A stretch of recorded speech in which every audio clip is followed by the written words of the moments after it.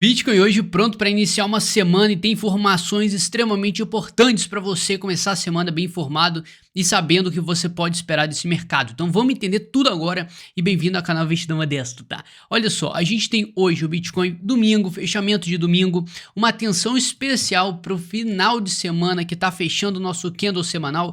Isso entrega para gente o quê? Quase 8 ou 9 semanas seguidas, 1, 2, 3, 4, 5, 6, 7, 8, 9 semanas seguidas de queda e você pode ver pelo volume semanal aqui que a brincadeira realmente não tá para os compradores, tá só para os vendedores, eles que estão comandando o mercado nesse momento. E quanto mais queda a gente tiver, mais maior não, né? Bota uma vírgula ali, maior vai ser a expectativa para a gente esperar um movimento de alta nesse mercado. É isso que a gente precisamos de uma alta. O que aconteceu na sexta-feira, o que é extremamente relevante para o início dessa semana é o seu like, tá? Eu preciso do seu like, é a sua melhor forma de me dar o feedback, se você tá gostando ou não do nosso conteúdo, então eu agradeço muito. Se você metralhar não, só dá um cliquezinho pro like não, você já entendeu, pô, vamos pro vídeo. Olha só, a gente tem o seguinte...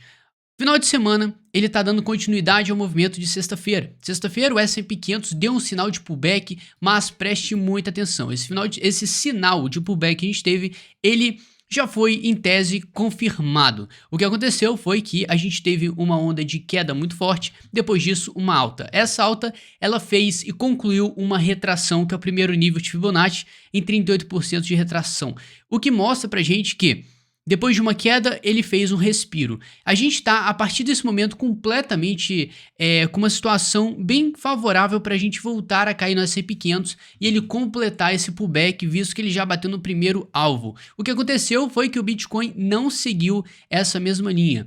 Ou seja, cara, na mesma forma que a gente estava tendo uma retração no S&P 500, o Bitcoin não demonstrou de nenhuma forma nenhum sinal de alta ou melhor dizendo, a gente não teve nenhuma retração no Bitcoin, enquanto no mercado tradicional a gente teve, o que realmente mostrou uma preocupação pelo fato de descolar da economia de uma forma tão pessimista, não acompanhando alta. A gente está vendo que os dois andam juntos demais e agora se descolou da pior forma possível. O que a gente está tendo e traduzindo isso para o momento atual no Bitcoin, isso se traduz como uma lateralidade em larga escala, de uma maneira absurda. A gente está vendo uma linha de tendência de baixa, uma acumulação gigante nessa região e fica justamente na sua interpretação. A gente está tendo uma acumulação ou uma distribuição. Essa lateralidade mostra pra gente que a gente está fazendo compras parciais ou fazendo vendas parciais, o que mostra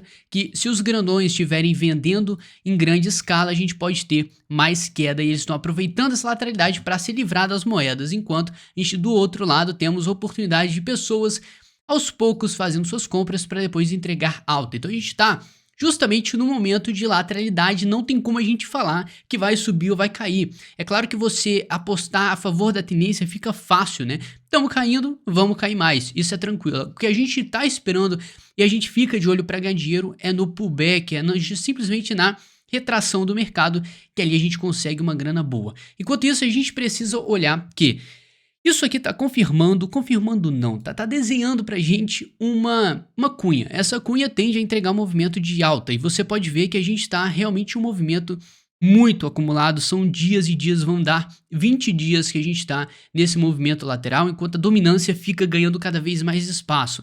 Na dominância a gente tem um fator muito relevante, um fator que a gente tem é que o Bitcoin, desde janeiro, ele vem construindo uma tendência de alta com essa linha de tendência de alta que a gente está desenhando. Isso dá espaço para o mercado buscar uma próxima resistência. Depois de buscar essa resistência, ele bater e construir para a gente uma segunda onda após esse alvo. Então, a gente poderia, sem problema, ter uma queda da dominância após ele atingir os 47%. Isso vai mostrar para a gente que as altcoins vão perder um certo valor e o Bitcoin vai tomar a frente. Depois disso, a gente pode ter uma distribuição um pouco desse dinheiro e as altcoins recuperando um pouco das perdas que a gente está presenciando já fazem alguns dias. Então, olhando numa maneira geral, o que a gente pode ter essa semana? Talvez um alvo nos 47% da dominância. O principal que a gente está esperando é o fim dessa brincadeira do Bitcoin. Ele precisa dar algum sinal pra gente que ele tá querendo reverter, de alguma situação ele tá querendo acabar totalmente com esse movimento que a gente tá tendo, e a gente tá precisando, e isso aqui é uma coisa inédita no mercado, que significa que a gente está há 9 semanas, vamos completar 9 semanas que estamos tendo quedas infinitas e o pessoal fica esperando ainda 20 mil, 15 mil dólares no Bitcoin.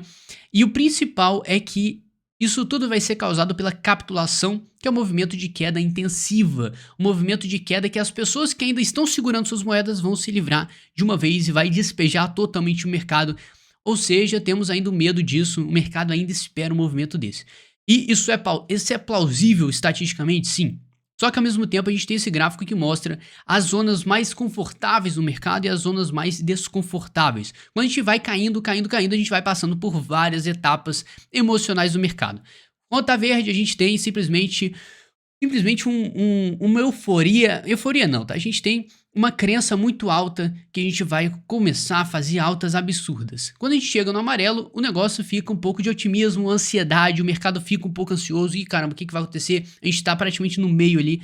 Fica laranja, a situação já começa a partir para o medo. A gente já começa a presenciar um movimento negativo e o pessimismo espalhando o mercado. Não é à toa que o Fear and Greed Index, o índice de medo e ganância, ele está nos piores níveis, nos níveis mais baixos que a gente tem visto aí nos últimos tempos. Acontece que agora, nesse exato momento, a gente atingiu a região laranja, mostrando que o mercado finalmente adentrou no medo e desde quando a gente está nessa lateralidade infinita barra deriva, o que seria isso, tá? A gente tá numa queda que ela não é assim, ela não é assim, ela é assim, ela vai descendo de uma forma bem lenta, isso vai massacrando o mercado, e se você não lembra quando que foi a última vez que isso aconteceu, bom, foi na metade do ano passado e o que a gente viu depois disso é simplesmente uma alta. Temos dados para crer que a situação vai ser parecida agora? Sim, tá? Simplesmente pelo fato que a gente tem um movimento de deriva, uma queda bem lenta, ele busca um fundo, depois ele gosta de dar um pipoco para cima. Isso pode acontecer? Podemos, e isso indica que o mercado precisa de uma alta. A gente precisa, cara, de ter uma ondinha de alta para sustentar mais quedas. Então, nesse momento, o mercado está muito seguro, mas ao mesmo tempo, algumas pessoas estão cagando nas calças de medo. O que mostra pra gente que a gente não derreteu totalmente por conta das pessoas que ainda estão esperando um pullback. A partir do momento que a gente tem uma quebra dessa expectativa do pullback, que foi ajudada pela sexta-feira. Sexta-feira, o mercado tradicional todo recuperando e o Bitcoin ficou parado em queda. Isso mostrou para as pessoas que, putz, agora ferrou, né? Se o mercado tradicional querendo recuperar não tá dando sinal de vida no Bitcoin, imagina se o mercado tradicional voltar a cair, e aqui vai um perigo dessa semana. Se essa semana a gente conseguir formar uma terceira onda de queda no S&P 500, ele confirmar o pullback, eu não tenho dúvidas que o Bitcoin pode seguir esse movimento e piorar a situação. Claramente isso aqui é uma especulação, tá? Não tem como a gente saber o que vai acontecer, mas vendo esse cenário que o Bitcoin não quer seguir de forma alguma nenhuma alta, o mercado tá muito preso naquela lateralidade, a gente pode esperar que se o S&P 500 puxar mais queda, bom, é bem normal, natural que todos os mercados puxem também. Isso inclui o Bitcoin. Nesse momento a gente tem que ficar esperto, porque a gente está no momento de maior lateralidade barra desespero barra queda do mercado que a gente tem presenciado nos últimos anos. Estamos batendo recordes, estamos entrando em medo, estamos entrando em zonas cada vez mais baixas historicamente falando e oportunidades essenciais para a gente comprar.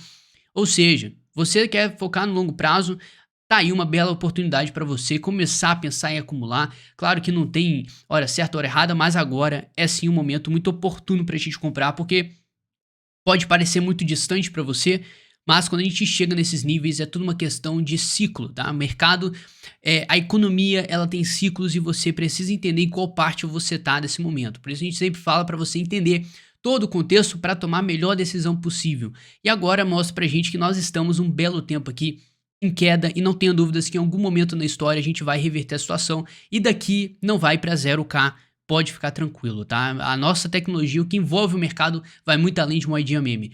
Vai a partir de tecnologias bem promissoras para o nosso futuro, que não tenha dúvidas que vai ser a próxima etapa da evolução tecnológica. A gente não tá falando de besteira, nós somos investidores e a gente tá aqui para ganhar dinheiro com investimento, focando no médio e longo prazo. Claro que o nosso foco aqui é swing trade, aproveitar as ondas do mercado, mas, no modo geral, nossa perspectiva fica muito positiva.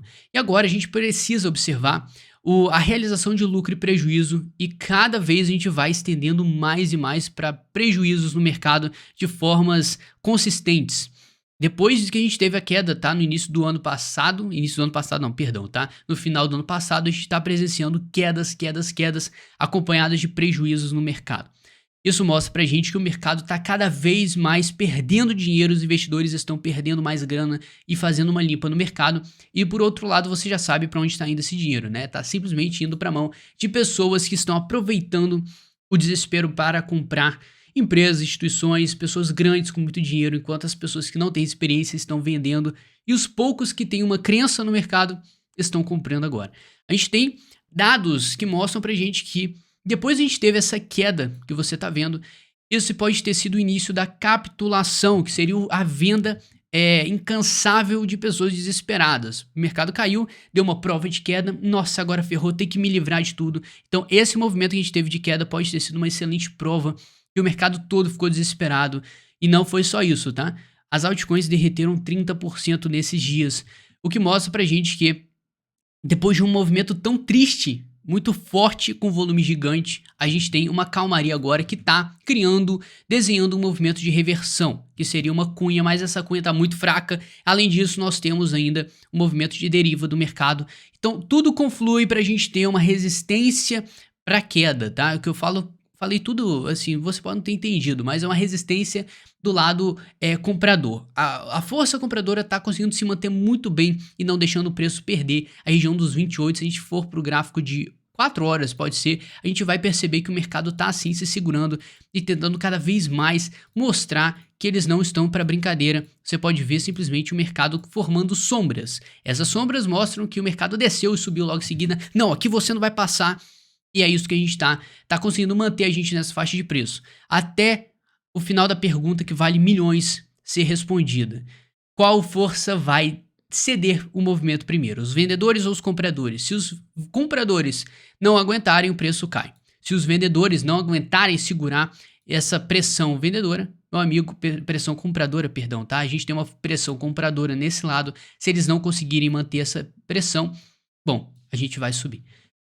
Cedo ou tarde, a gente pode sim ter uma alta, isso é totalmente esperado, o mercado trabalha em ondas, a gente está vendo que a onda de queda está muito extensiva e apesar de esse movimento agora ser mais para o lado comprador, isso mostra para a gente que a gente está tendo uma queda derivada, isso mostra que a gente pode subir, sim. Agora, se a gente tivesse um movimento contrário, uma alta, uma cunha mostrando que a gente poderia ir para baixo, mais uma bandeira e mais apocalipse. Agora sim, apesar de todo o cenário caótico que podemos esperar e ter um pouquinho de otimismo, visto tudo que está acontecendo, vários dados falando que, cara, a gente está chegando num movimento realmente muito esticado, a gente está realmente tendo uma dominância subindo, o Bitcoin cada vez mais descolado do S&P 500 da pior forma possível, o medo instaurado no mercado, isso tudo com certeza é para despertar alguma coisa em você, tá? Porque a gente está tendo um ativo extremamente valioso, valendo a metade, na verdade até mais barato que isso, do que ele já atingiu no topo histórico. Ou seja, não é brincadeira, a gente está presenciando uma oportunidade muito boa. Claro que a altcoins agora segue sendo um excelente risco, um grande risco para você, então tome cuidado, não vá achando que uma reversão as altcoins já vão dar as caras e vão começar a subir estratosfericamente, não.